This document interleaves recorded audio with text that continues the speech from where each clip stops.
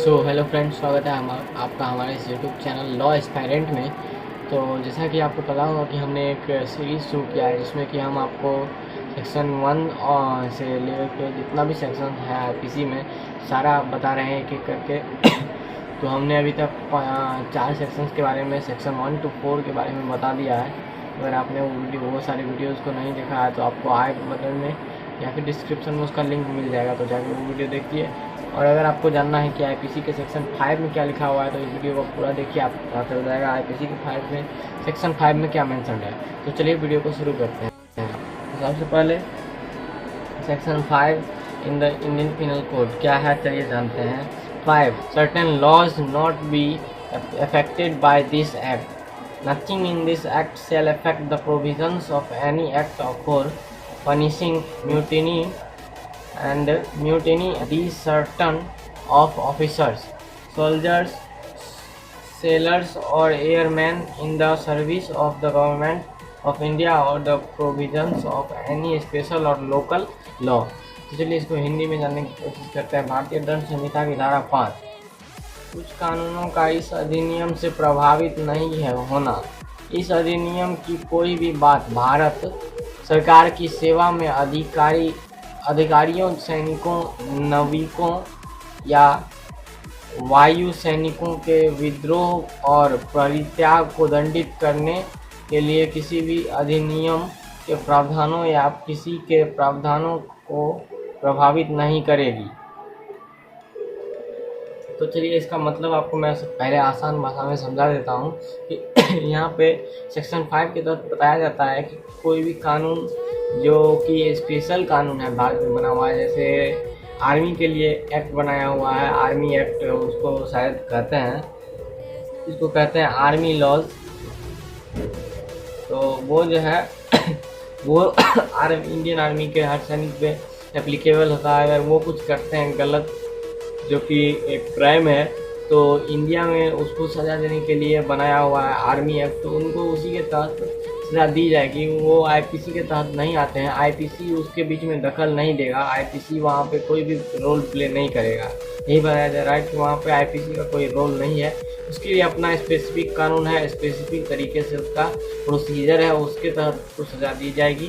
तो यही इसमें बताया गया है। और ये भी इसमें कहा गया है कि यहाँ पे इस आईपीसी की धारा 5 के तहत किस को छूट दी गई है। तो अधिकार सेवा में जो सरकारी सेवा में अधिकारी हैं उनको, सैनिकों को, नाविकों को या वायु सैनिकों को अगर वो कोई विद्रोह कर देते हैं, परित्याग कर देते हैं, तो सरकार के खिलाफ विद्रोह हो जाता है, उनका परित्याग हो जाता है, तो उनको सज़ा दी जाएगी। जो भी उनको वो दी जाएगी आईपीसी के तहत नहीं दी जाएगी, उसके लिए स्पेसिफिक कानून है, उसके तहत उन लोग को सज़ा दी जाएगी। तो चलिए और डिटेल में जानते हैं इसको। In simpler terms this section IPC 5 exempts the jurisdiction of IPC in the case related to the offices engaged in the service of the government of India. Some of these issues are the desertion of officers, soldiers, sailors, or the issues related to the mutiny, rebellion against the constituted government, and desertion of officers are dealt with the separate laws. For example, in case of any issue that has arisen in the Indian Army, in order to resolve such an issue, there is Army Act 1950. For the Navy personnel, it is Navy Act 1957, and for the Air Force, here is Air Force Act 1950, and Air Force and Army Law Amendment Act 1975.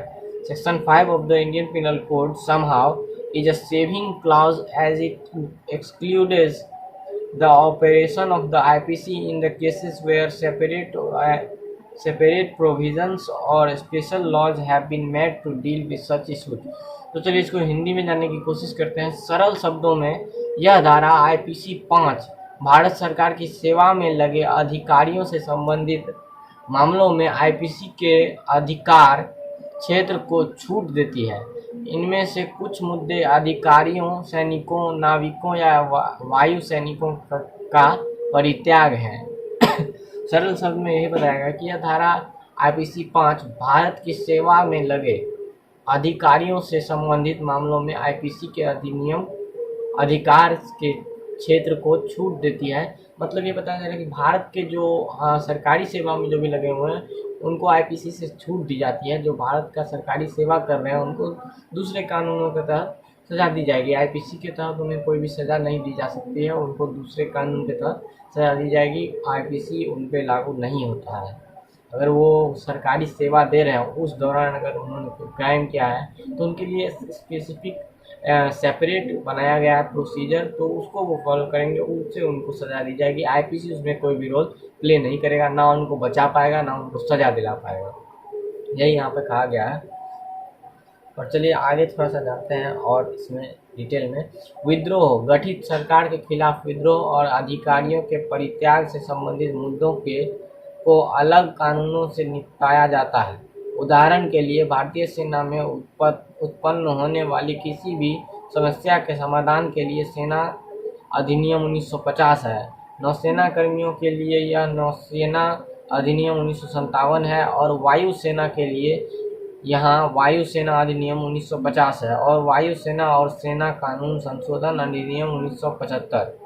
तो यहाँ पे बताया गया है कि army का example लिया गया है कि आर्मी में अगर विद्रोह हो जाता है तो उनको आर्मी के लिए जो है अलग अलग लॉज बनाए गए हैं, अलग अलग उसमें प्रोसीजर है, जिसमें कि अगर आर्मी से रिलेटेड कोई भी प्रॉब्लम होता है तो उसको समस्या के समाधान के लिए सेना अधिनियम 1950 है। 1950 सेना अधिनियम 1950 के तहत उनको सजा दिया जाएगा, कन्विक्ट किया जाएगा। उसके बाद नौसेना, अगर नौसेना में कोई गड़बड़ी होती है तो नौसेना अधिनियम 1957 है उन लोगों के लिए।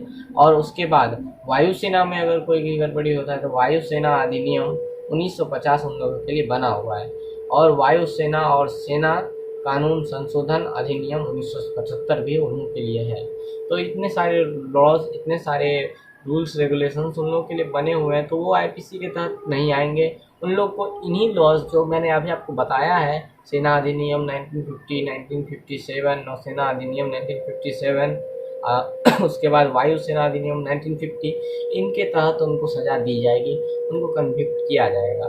तो भारतीय दंड संहिता की धारा 5 किसी तरह एक बचत खंड और है, क्योंकि यह उन मामलों में आईपीसी के संचालन को बाहर करता है जहां ऐसे मुद्दों से निपटने के लिए अलग प्रावधान या विशेष कानून बनाए गए हैं। तो यहाँ पे ये भी बताया जा रहा है कि भारतीय दंड संहिता की धारा 5 किसी तरह एक बचत खंड है। ये एक बचत खंड है क्योंकि यह उन मामलों में आईपीसी के संचालन को बाहर करता है जहां ऐसे मुद्दे से निपटने के लिए अलग प्रावधान या विशेष कानून बनाए गए हैं। अगर आपको विशेष कानून का हम एग्जांपल दें तो SC/ST एक्ट हो गया, वहाँ पे आईपीसी कोई भी अपना काम नहीं करता है। SC/ST एक्ट का अपना एक अलग कोर्ट होता है।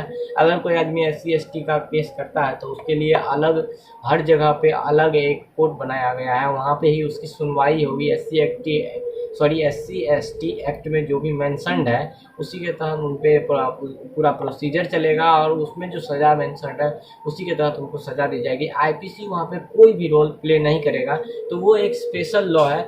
स्पेशल लॉ पे यहाँ पे आईपीसी का कोई भी कंट्रोल नहीं है। स्पेशल लॉ अपना स्पेसिफिक चलेगा अलग, उस पर आईपीसी अपना कोई भी कंट्रोल नहीं दिखा सकता। तो यही बताया गया है। थोड़ा सा और बच रहा है, हम उसको आपको बताते हैं। लास्ट पॉइंट्स कुछ हैं जो हम आपको एक्सप्लेन करते हैं। तो यहाँ पे लिखा गया है, hence from the above stated section 5 Indian penal code it can be better understood that the act provides a saving clause and excludes its jurisdiction over the matters for which there are separate provisions or separate laws।